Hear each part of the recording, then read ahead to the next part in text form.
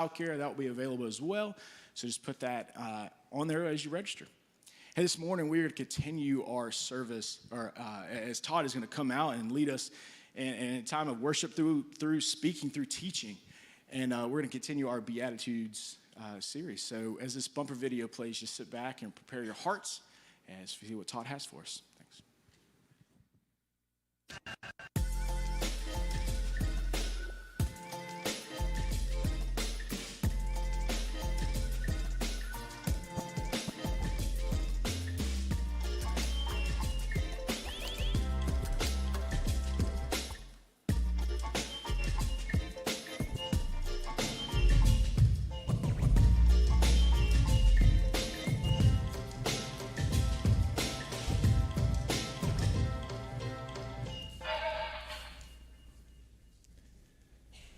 Good morning. I brought lots of props this morning. We'll talk about those in a second.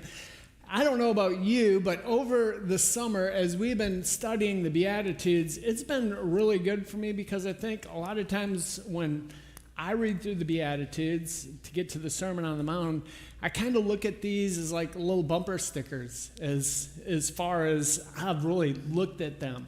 But over the summer, as we've unpacked them, it's been really good for me to look at them more in depth. Hopefully, that's the same for you. BJ was just telling you about the kids coming back from camp last week, and it brought back a lot of memories. And for all of us that have kids that are grown up, we remember those camp days. In fact, I remember a lot of camp days and coming back from camp being very tired. And a lot of the leaders that I've seen this morning have told me about how tired they are. And so last week, the kids and the students were down in Daytona Beach. And I'm just going to say, that's a little bougier than some of the camps that I took kids on. You know, the ones that we did when they were coming up, we called them survivor camps. And they were really, honestly, survivor camps. They would come and the leaders and we get together. We'd had a girls' side of the camp. We'd go out to Tracy's camp every year, and there was a side for the guys and a side for the girls, and we break them down into tribes. Yeah, so like your gender and your grade was your group. And so for all the leaders, what we would do is we would look at each of the tribes and we kind of try to, we wouldn't place bets, but we'd guess who was going to be the tribe that was going to win. And every single time we look at the group and we'd consider, oh man, they got some guys in there. I know they go camping. Their dads are outdoorsmen. I bet you they're going to be the survivors. I bet you they're going to win the challenges.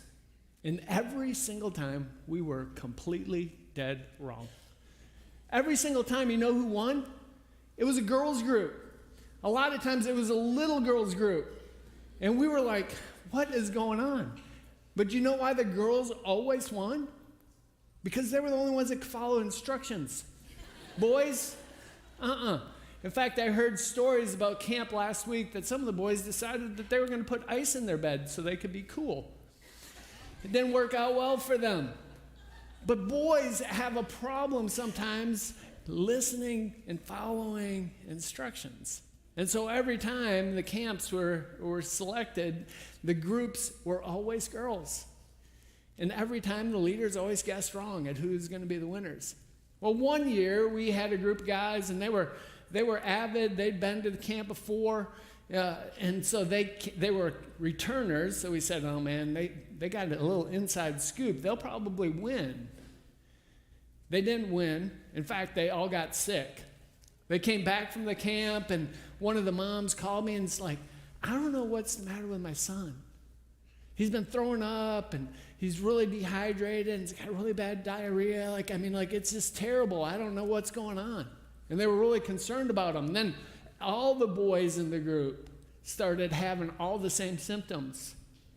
And we were like, what in the world could have happened? Maybe one of them was sick, and they, contaminated everybody else. But we found out what happened. The boys in that group selected a really great site for their shelter, and it was right down by a really pretty stream that flowed through it. And the boys decided, we're going to drink that water out of the stream. It looks good. And so they went down to the stream, and they drank water from the stream. Well, I pulled a little water from the stream after that to show them what they drank from. And I'll tell you, when I looked at it, when you just looked into the water, it looked good. But you know what? That's not really good, is it? And they got sick. I mean, they were sick. They knew that they were sick. Look at this water. That's disgusting. I mean, and that's what they chose to drink from. See, the problem was every single tribe had a big orange Gatorade cooler. Now, you can see this, right? They had to run past this in this water.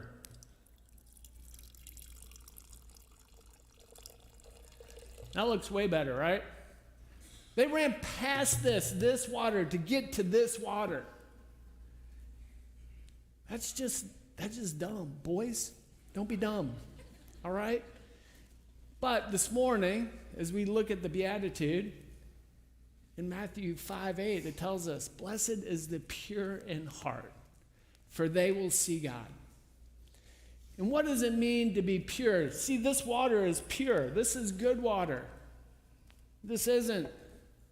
And what we do with our heart a lot of times is we choose the things of this world to drink from instead of what God has to offer us.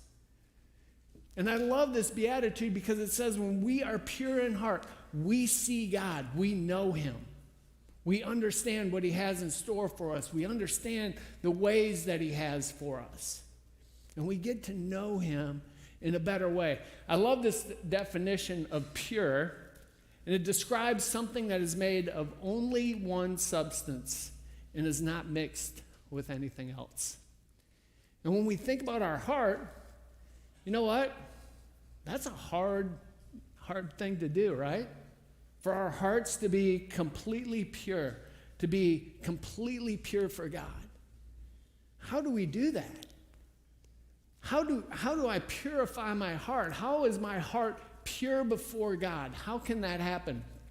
Well, we see probably one of the best characters in Scripture by the name of David. And we find out David has this incredibly pure heart for God. That David loves the Lord. In fact, Saul was the king at the time before David. And Saul's heart had gone off the tracks, and God said, I need to replace him. I'm going to send my prophet Samuel to Jesse's house, and there you're going to find the next king of the land. So Samuel goes to Jesse's house. Jesse lines up his boys, and they all pass before Samuel. And as the first one passes, Samuel goes, oh, I bet you that's it. And listen to what God says to Samuel in 1 Samuel 16:7. But the Lord said to Samuel, do not consider his appearance or his height, for I have rejected him. The Lord does not look at the things that people look at. People look at the outward appearance, but the Lord looks at the heart. And even though all of Jesse's boys lined up, they looked really good, God was more concerned about their hearts than how they looked on the outside. In fact, David wasn't even there. And he has to come. And then Samuel anoints him.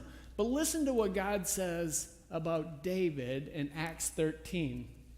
Verse 22, he says, after removing Saul, he made David their king. God testified concerning him. I have found David, the son of Jesse, a man after my own heart. He will do everything I tell him to do. See, David's heart was completely pure, and it wasn't divided. It was completely for God. See, unfortunately, for us, our hearts have compartments, don't they? We have compartments in our heart, and some of us have even more compartments than others. I brought a little tackle box. It's got some compartments in it. A lot of you fishermen know all about like your tackle box. You have certain compartments for everything. I have like 4 of these, but this is the one for my crankbaits. And they're compartmentalized for some that go deeper, some that are for spring, different colors, and my very favorite lures. And I use them in different situations. And a lot of us, what we do is we have different compartments for our heart. We have our family, our work, maybe our friends. Maybe we have our finances as a compartment. Maybe our golf game as a compartment. Our shopping, all of these different things. And we say, God, okay, you stay in this compartment, the 9:30 to about 11 o'clock on Sunday morning compartment, and I'll take care of the rest of these. And we compartmentalize our heart, and it's very divided for God. But David's heart was just for God. See, when I was growing up, my dad was also a fisherman, and his tackle box was way bigger than mine. In fact, he could afford lures, and I couldn't, so I would just get his hand-me-downs. And there were some lures in his tackle box that he said, don't touch those. He said, they cost too much money. Those are the ones that I catch fish on. Don't touch my lures.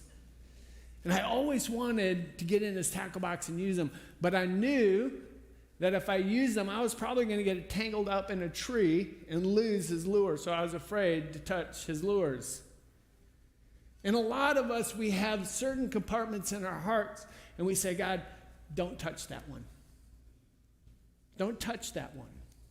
You know what, God, you can have these other places in my heart, but God, there's that certain place that I don't want you to touch. And our hearts become very compartmentalized, and we give God parts of our heart, but we hold other parts back. So if our heart is pure, it means that it's undivided. Listen to what Jesus' brother James said about our hearts. In James 4, he says, you adulterous people, don't you know that friendship with the world means enmity against God? Therefore, anyone who chooses to be a friend of the world becomes an enemy to God. Submit yourselves, therefore, to God. Resist the devil, and he will flee from you. Come near to God, and he will come near to you. Wash your hands, you sinners, and purify your hearts. He says when our hearts are divided, we are double-minded. We have a hard time hearing God and knowing what God's plan is because we're following all of the other things. And all of us, believe me, in this world we have an enemy. And that enemy's got lots of lures in his tackle box. Maybe he doesn't even need a whole tackle box. All he needs is this. And he can keep us distracted from God, and he can keep our hearts far away from him. And he throws out the lures of this world, and we drink from what he offers us. And it's gross. And we feel like that's what God has for us. That's the best that God has. But God says no. In fact, when we hear that the enemies come to steal, kill, and destroy, but we see that Jesus came so that we could have life to the full, an abundant life, is what he called it. And when we drink from what he offers us instead of what the enemy throws at us, our hearts become pure and we start to see him in a different way. We start to understand the plan that he has for our life and the things that he wants us to do. And when David was chasing after God, he knew exactly what the Lord wanted him to do. I think it's interesting in the Bible when Jesus was asked what he came to this world to do, he said, to do the will of my Father. What if our lives were to do the will of God and follow what he had in store for us instead of all the other things that kind of muddy the water and make it taste bad? Well, that's a little harder to do, isn't it? Because there's a lot of things that we can become distracted with, and we can say, okay, God, I give you this part. And throughout scriptures, we see a lot of good men that had a heart for God in the beginning, but their hearts shifted over time. I think of Solomon. Solomon becomes the king, and God placed him in that position. And at a young man, Solomon asked God, God said, you can have whatever you want, Solomon. You know what Solomon asked for? He asked for wisdom. And he told God, I'm a young leader. I want to lead your people well. Give me wisdom to lead your people. And his heart was pure, and he wanted to do what was right. But Solomon became famous. In fact, he acquired a very large fortune.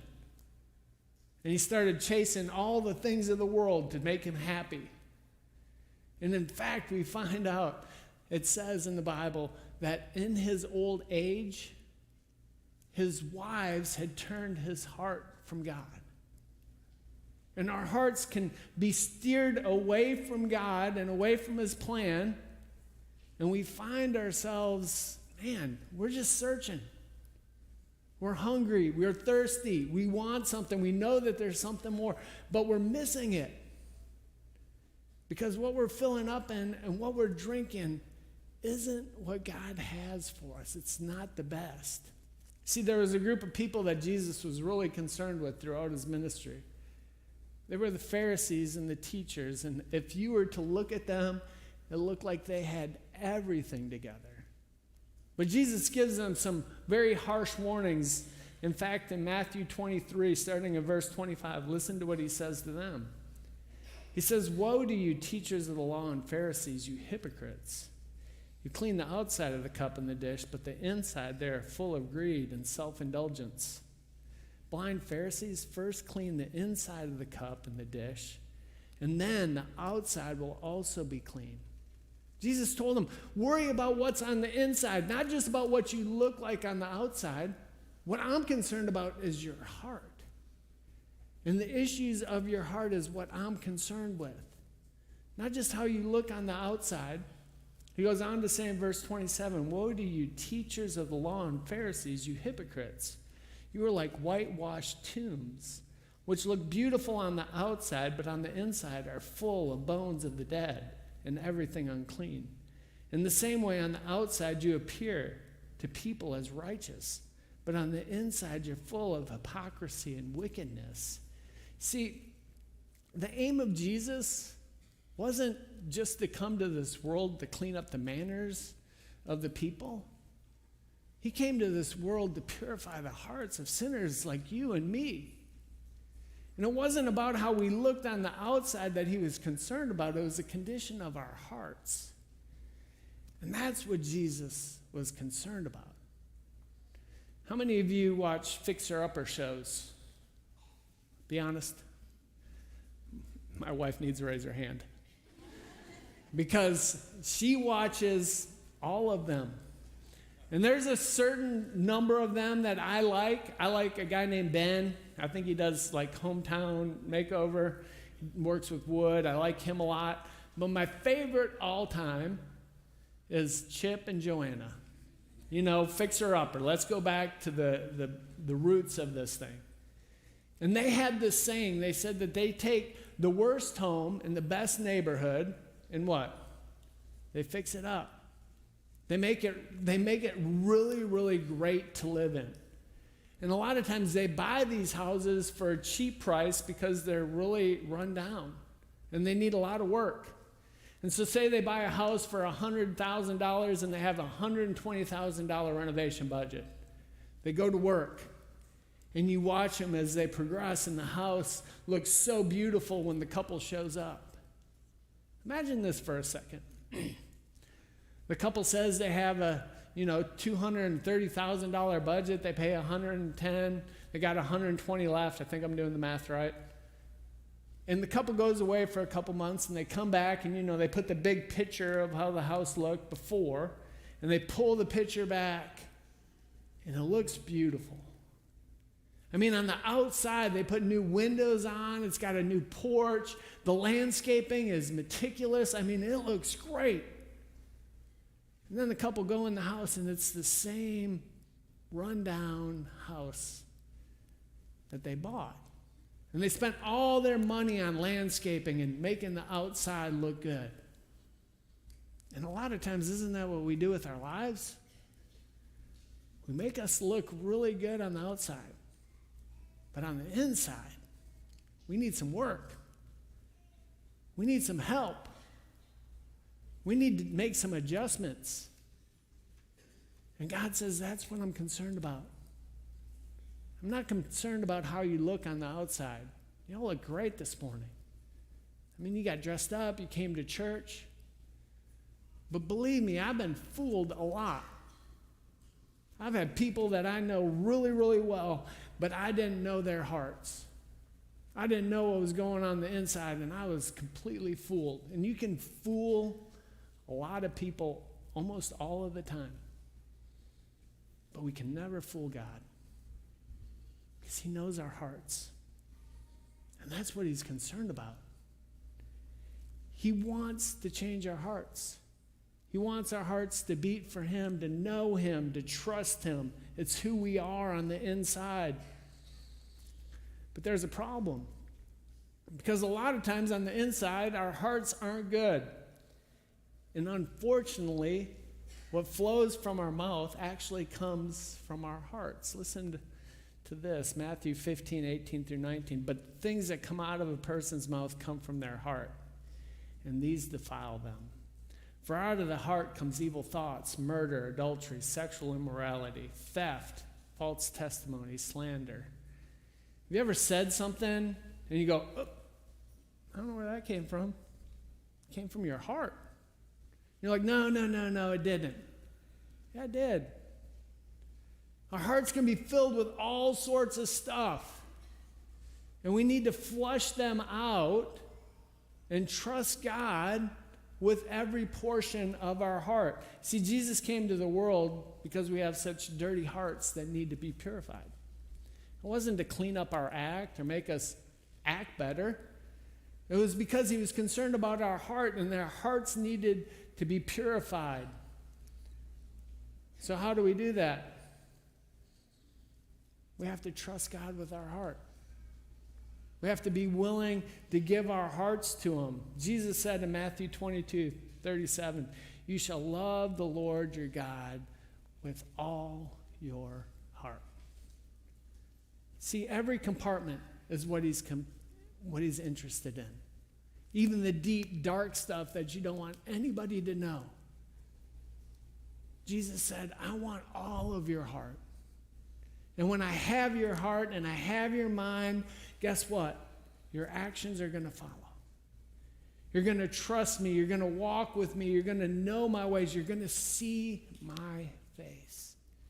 And when you see my face and you understand what I have for you is so much better than that dirty water that you've been drinking from. It means trusting God with our entire heart. See, God is the one who purifies the heart. And the instrument that he cleans it up with is our faith. See, when my faith is enough to trust God with every area of my life, when I can trust him with the things that I don't even want him to know about, when I can trust him with my worries and my burdens and my doubts and my fears, he cleans up my heart. Because I get to see him more, I get to experience him and know him. And I start to understand that what he has in store for me and his plan is so much better than anything that I've tried to do on my own power, in my own strength. See, there's a problem though. All those compartments are problems. And a lot of the things that hinder us and keep us from that keep our hearts completely distracted from God.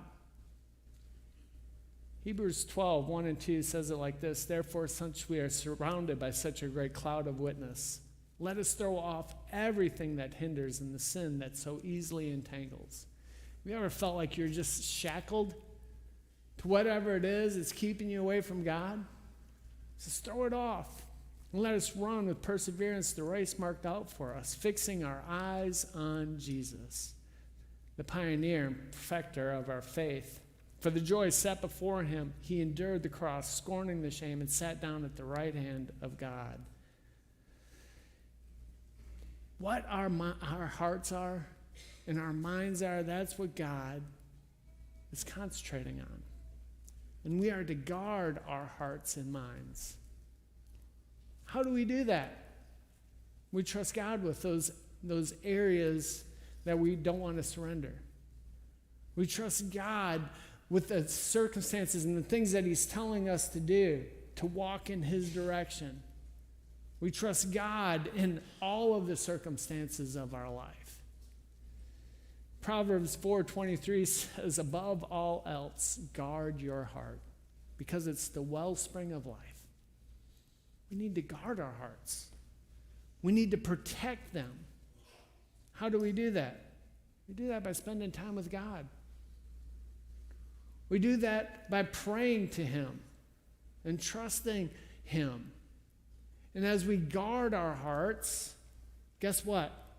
Our hearts become less and less divided. They start beating for God. They start trusting God more in those areas that we didn't want to give him before. Listen, whatever it is that you're struggling with, that you're dealing with, you can hand it to God. He can handle it. He's a really big God. And his plan that he has for you is way better than what you're doing right now.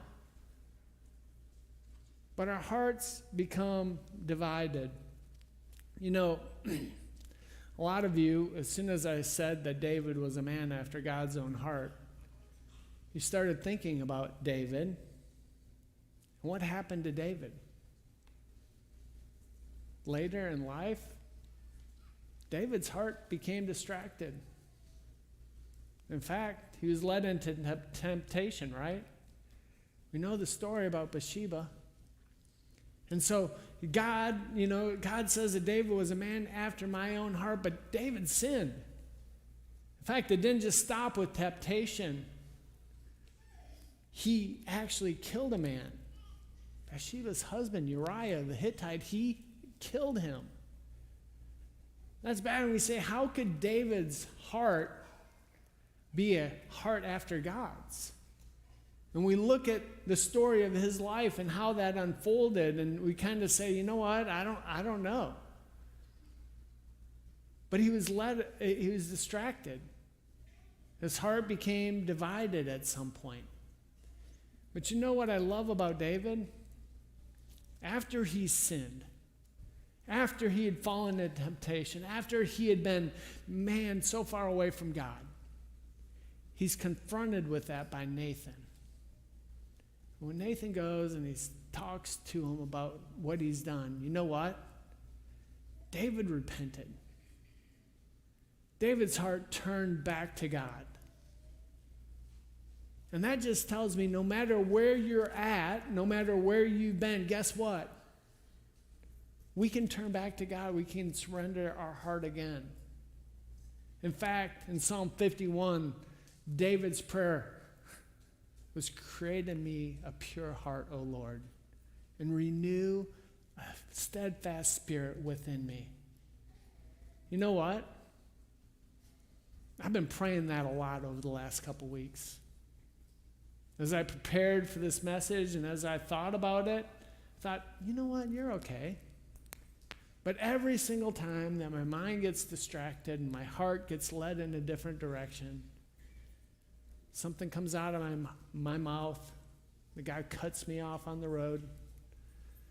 In all of those circumstances, guess what? I pray, God, create in me a pure heart, because right now my heart's not good. Renew a steadfast spirit within me. And maybe that becomes something that we start to put into practice in our life. When temptation comes, when the worries, when the doubts, when the fears, when all of the circumstances of this world are overwhelming, what if I just pray like David? You know what, God? I can be very easily distracted, but create in me a pure heart. Renew a steadfast spirit within me. No matter where you are and where your heart is, I think every single one of us are in need of a heart check. And we have to be honest with ourselves where our heart actually is. Because a lot of times we like to think that our heart is one place and it really be in a completely different place. Remember, God knows our hearts, but you also know your hearts. And you know the compartments. As soon as I talked about it, you were thinking about certain compartments that you have that are untouchable to God. So we need a heart check. And for some of us, that heart check is that we just need some heart conditioning. You know what? We need to get back in shape. Don't go outside and run right now in the heat, but we need some heart conditioning. That means that we start praying again. We start reading the Word. We start spending time with God. Maybe we've just been distracted a little bit, and we just need some conditioning. And I think all of us could probably use conditioning. There's another group of us that we need a surgeon. We literally need heart surgery. We have some dark places in our heart that we are tangled up with, and we need a surgeon to come in and perform a surgery. You know, in this box, these lures all have treble hooks on them, and I don't know if you've ever gotten caught by a treble hook. It is painful. It is awful. It doesn't want to come out of your skin, and no matter what you do, it's hard to get that thing unhooked. In fact, what you need is a doctor at that point when those hooks get tangled into you. And for a lot of us, we need a heart surgeon. We need somebody to come in and perform a surgery because we've been trying to do it on our own and we can't do it. We need a heart surgery. We need an open heart surgery. Then there's some of us that we need a heart transplant. Truth is that our hearts have never been surrendered to God, and we've been doing it on our own and maybe even faking everybody out for a really long time. And our hearts never truly been surrendered to the Lord. And you see, Jesus says, I take that heart of stone and I replace it with a heart. I make you new. And some of us, that's what we need. That's what we're desperate for. And we've searched all of the things and we've drank the water of this world. And guess what? We're still on empty. And we need a heart replacement. I don't know where you're at. But I doubt that any of us have a pure heart. I know mine's not, and I have to pray continually.